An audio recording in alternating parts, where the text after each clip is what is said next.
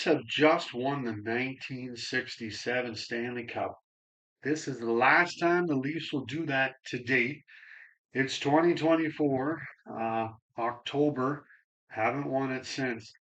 So this is going to be, once we get into, like right now, into the question of why they haven't won a cup since then. And this is now episode 16, so that's pretty good. Gone through a little run there of them being extremely successful as you can get in sport and winning a championship. Um, Now we're going to look into why they haven't been able to return to that point.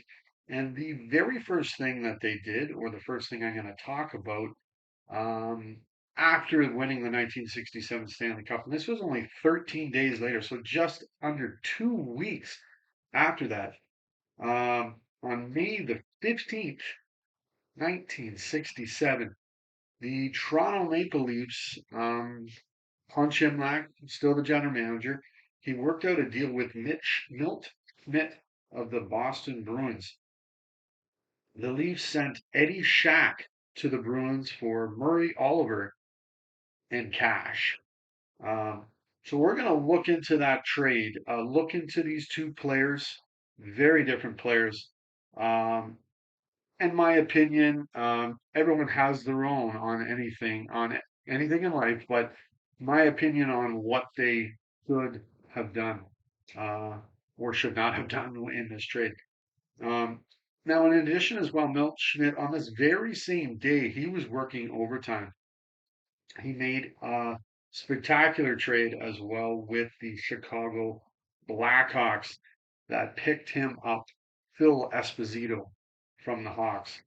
So the Bruins, just looking at them first, they were really needing to come around here. They only had 120 goal scorer last year in Pitt Martin. He ended up going to Chicago in that trade. But they had 18-year-old Bobby Orr last year. He was actually third on the club in points with 41. Um, Incredibly, he was already a plus player in the plus minus category as he was a plus one on a very not good team in Boston. Um, but help the Bruins were going to get this year. And I think the Bruins needed a player like Eddie Shack. I think everyone in the league probably did. And the difference is Oliver, I think, was a lot more gentlemanly on the ice than Eddie the Entertainer. So here we go. We're going to look into these two players, and first we'll look at Eddie Shack. He played the parts of the previous 7 seasons with the Leafs. He won 4 Stanley Cups there.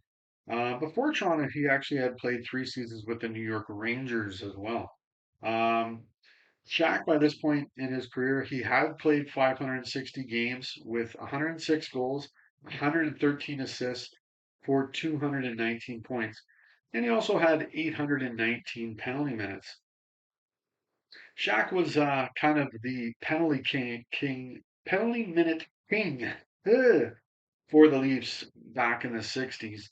Um, but I would definitely say he's much more different than the goons or the fighters that have played, perhaps, or most of them from the 90s going onwards, as he could put the puck in the net as well. He ended up scoring 27 goals in 1970-71. That was his career high after this trade when he played for both the LA Kings and the Buffalo Sabres. He would end up with 239 career NHL goals. So there you go. So now, while I say he was a penalty minute king for the Leafs back in the 60s, um, his career high was actually only 128 back in 1963-64 for the Leafs. So he didn't just like throw in 350 PIMs every season or something like that. No, he wasn't quite that type of player, or like um, he was definitely trying to put the puck in the net at the same time. After the trade, he would go on to score 20 goals in the season 4 more times. He did that with the Leafs once. I think it was 1965-66 when he scored 26 goals.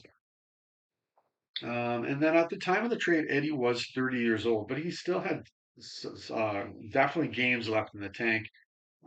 He would play another 487 games, score 133 goals with 113 assists for 244 points to go along with 612 penalty minutes. He also played for the Pittsburgh Penguins before Eddie would finish his career playing his last two seasons back in Toronto with the Leafs. Now, we're going to look at who Toronto got in this trade. Uh, Murray, he was 29 years of age at the time. He also went by the nickname Muzz as well.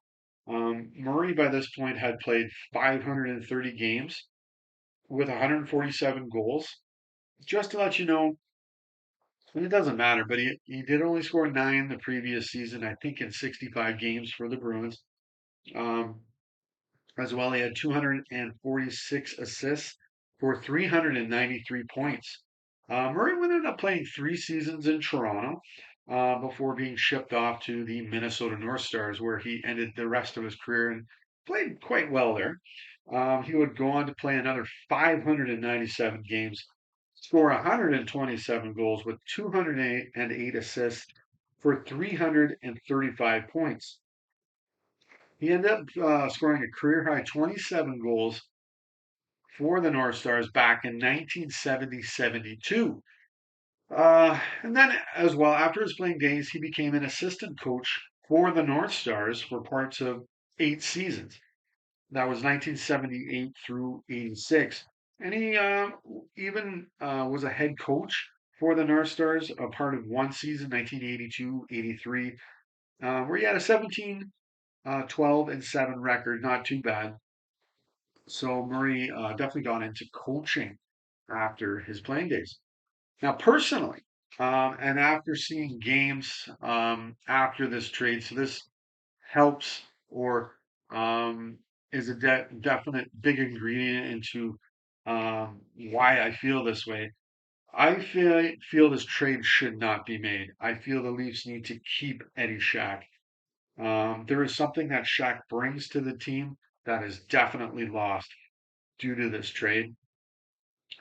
His spunk and ability to get under opponent's skin is big enough for me, and I want Eddie to stay. Um, in the end, I feel Toronto would need Eddie Shaq more than they will need Murray Oliver. Um, there are games I saw where, of course, you still have Tim Horton there, um, but if I'm not mistaken, I think Bobby Bond is gone, Kent Douglas is gone, and now Eddie Shack is gone. Um, so the Leafs are kind of getting pushed around the ice a bit. They don't have that extra muscle, and Carl Brewer is definitely gone too. Um, those guys to keep your head up and make you not take liberties with some of the players on the team. They need Eddie Shack really bad at this time to do that. So yeah, I understand the Leafs were wanting a center since Red Kelly is he's going to retire here. Um, but I look at they already have. They have Dave Keon, absolute, yeah, he belongs in your number one. Pete Stemkowski, I think, will do great as your number two center. And they also have Brian Conacher. Um, Going into his second year, he'll still get good playing time in Toronto. So you might be a center short, but can you maybe get away with using three centermen? Um, these three centermen in particular. And then I can look and see, is there maybe somebody that you can slide in into that position? Because I think, if I'm not mistaken, Mike Walton, I think could play center as well. Um, anyways, but when the season starts, I'm going to put my own list together now. It's not, here's what the Leafs had. I kind of definitely let all the trades go because the Leafs were going to win Stanley Cups. That's all that mattered, in my opinion. Um, but I'll throw together the team I would have with my own roster, who I would have put out on the ice there, and see what happens. So What becomes difficult is if you do need to trade a player, it is impossible to tell um, who would want that deal, other GMs, and play that game of, hey, I'll just trade you him for him, and yeah, that's a good trade. Because that's extreme speculation, and the trade may not have went through at all. So, but um, see what I can do with what I am given and take it from there. So, anyways, that is the first trade since the Stanley Cup win, and I give it the X. I'm gonna say keep Eddie Shack on the team, keep him on left wing, and keep his spunk and muscle in your lineup, which I think you're sorely gonna need. So, anyways, if you like this video, don't be afraid to hit like or subscribe. I'm gonna definitely put on more videos here about the Toronto Maple Leafs, and if you want to comment on anything, don't be afraid to do so. And yeah, the next video I'm going to do will be, and this is a big one for the Leafs, the 1967 expansion draft. And I'll talk about all the expansion teams now coming into the NHL. So that'll be my next video, and it'd be great for you to check it out. Have an excellent day.